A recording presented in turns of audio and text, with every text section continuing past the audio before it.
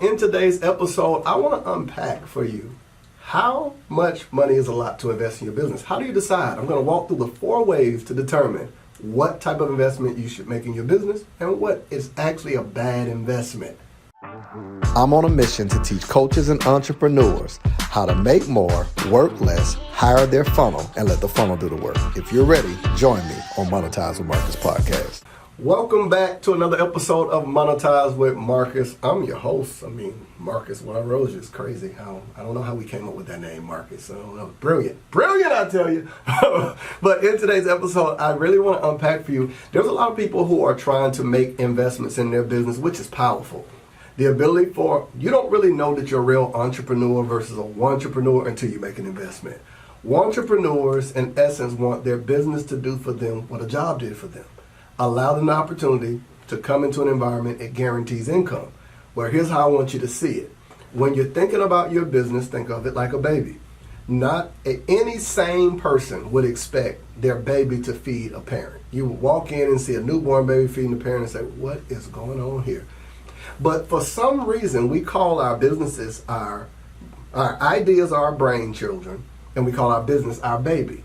But for whatever reason, we expect our brainchild and our baby to make enough income to feed us versus us ever feeding it with investments. So this is how this whole piece works. There is no business growth without investment. There is no baby that grows without a steady diet. Well, what's a steady diet for a business? Investments in the proper place.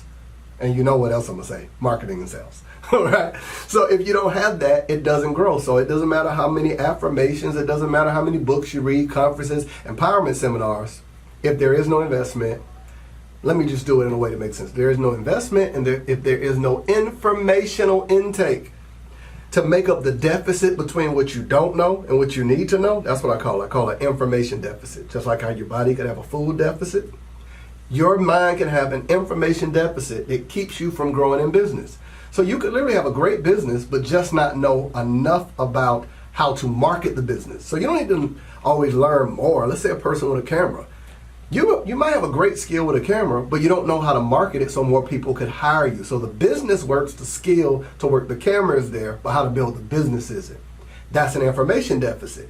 So now I don't need to invest more money to learn how to work my camera. I need to invest more money to bridge the gap in my informational deficit. Makes sense now? Almost every person, I know singers, I know musicians, I know artists who they could tell you arrangement, they can write songs, but the information deficit is marketing, right? Yeah, okay, I know I'm a little biased when it comes to marketing, but when you really think about it, you wouldn't know any of the people you know as your favorite artists if no one marketed. You wouldn't even know when a movie came out if no one marketed. Everything you take in, you're like, you ever hear about a restaurant and somebody tells you about it, man, where this thing been? And it's great food and you realize, oh, it's just bad marketing. You try to go and it's hard to find it. You can't find the signage nowhere. It was like, oh yeah, that's marketing. Okay, now let me calm down and really give y'all what you came here for. How do I know a good investment versus a bad investment? So I did something very scholarly the other day. I think you all would enjoy. I did what any well-meaning business owner would do when they're trying to get, some data, some market research. I did a poll on my Insta story. I did a poll on my Insta story, and I asked, how much money is too much money to invest in your business? And some people said $1,000. Some people said $2,500. Some people said $3,000. Some people said there is no such thing, depends on the result they're going to give me. Now, the reason I asked this question, I won't speak to any specific person, but I'm in a business where we force the people that work with us to fill out an application. Much like if you're going to buy a home, you want to see what the person qualifies for. Now, everyone's desire is to have a mansion, but everyone don't have mansion cleaning staff, mansion HOA fee money. Everyone don't even have down payment, PMI insurance, or taxes for the property money. So the desire is there, but the money is not always there. So we'll get people who want, let's just use in this example that what we build is a dream home.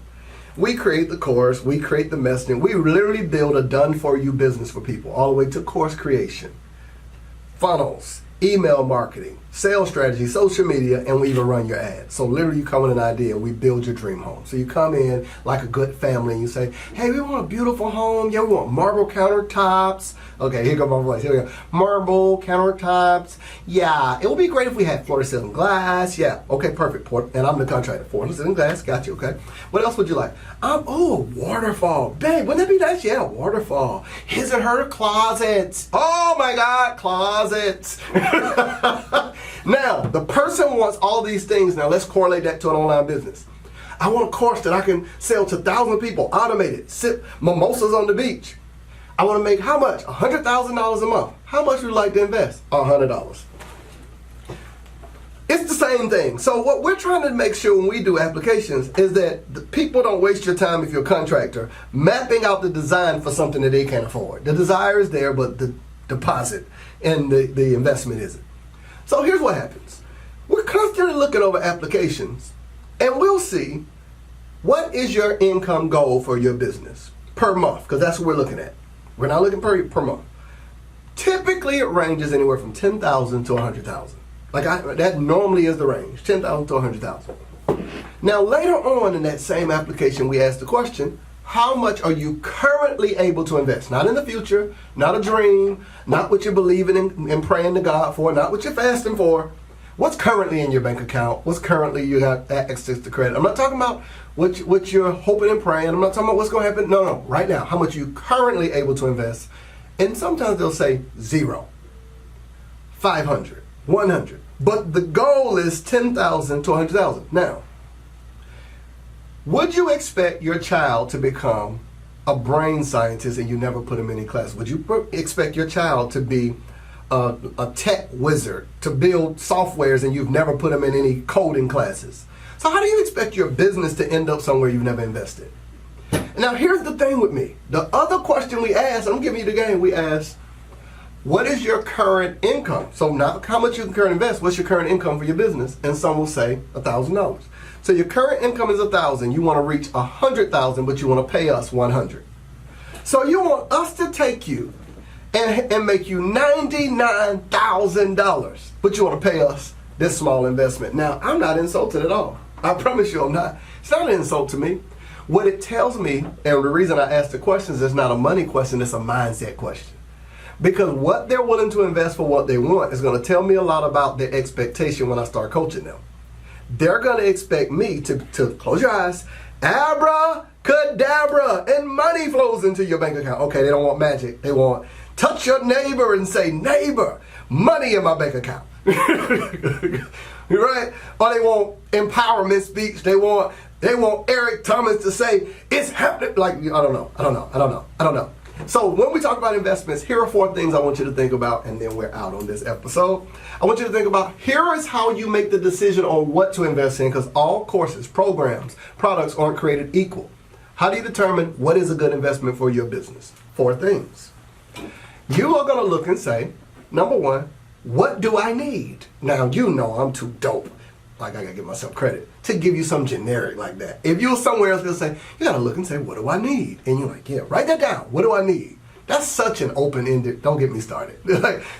No, you look and say, when you ask what do you need, it's 4 things. Do I need information? This is what you write down, information. Now, when I say information, here's the question you're asking. What don't I know that if I knew it, I would make more money? See, that's the detail. What don't I know that if I knew it, I'd make more money? Now, when I'm searching for that question, I invest in information-based things. I'm not looking for someone to build a system when I need information. I'm paying someone to teach me something. So that's when I say, okay, for my business right now, let's just say you're not a solopreneur and you have a staff. If my staff knew how to run better ads, our costs would be reduced and our conversions would be higher, we would generate more money. So I would invest into someone to teach my team how to run ads better. That's information. That's a great investment because I can directly see an ROI on that investment. Got it now?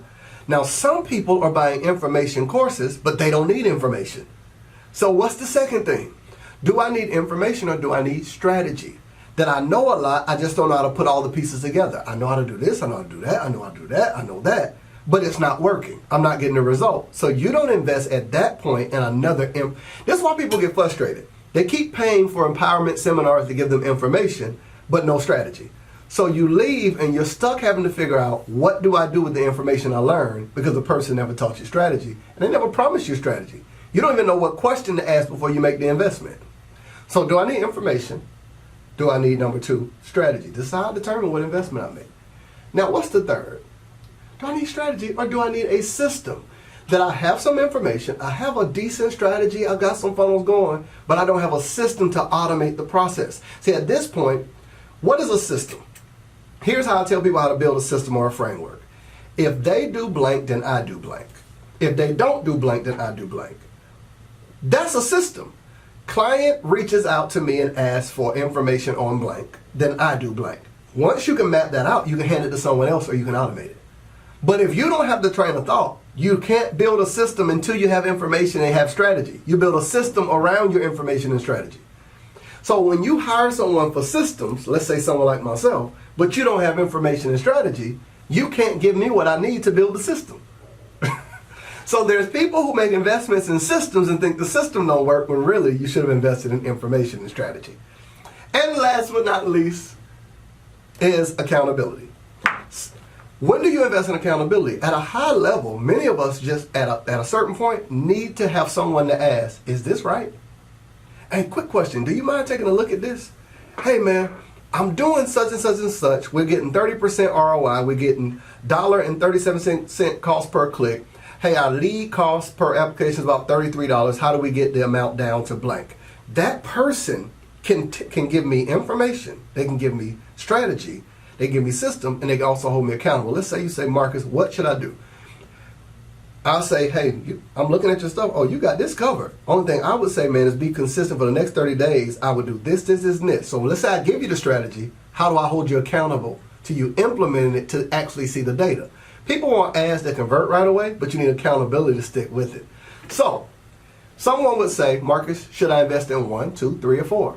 Depends on what you want. Sometimes you need a combination of all of them. So let me ask you, what do you need? Do you need information? Do you need strategy, system, or accountability? Do you need all 3? All 4? Do you need 3? Do you need 2? Do you need 1? Before you make an investment, you make that decision, and that's how you find someone. Here's my secret sauce. What I do in every one of my programs is all 4. I make sure that we always teach something that they don't know that gives them information to the space. So in phase 1 of our business, we teach what you need to know to run and operate a business. Phase 2, we go into strategy, which is our design phase, to teach you how to design your business. That's pricing. That's your marketing strategy. Then we go into the system where we build the funnels and automate it. And last but not least, we go into the delivery phase where we hold you accountable to it. And every step of the way from phase 1, 2, and 3, we give you one thing to do, but we do 80% of the work. So we hold you accountable to every part of it. So we always do all 4 in all of our programs to make sure that a person has what they need to invest. I hope this has been a great episode for you. 4 things you need to know to determine, is this a lot of money to invest? If you need help building your funnels, creating your course, building your systems, reach out to us, www.monetizewithmarcus.com. There's a free video training you can watch that breaks down 5 strategies you can use to monetize online, even if you don't have a lot of followers. I'll see you in the next episode of Monetize with Marcus.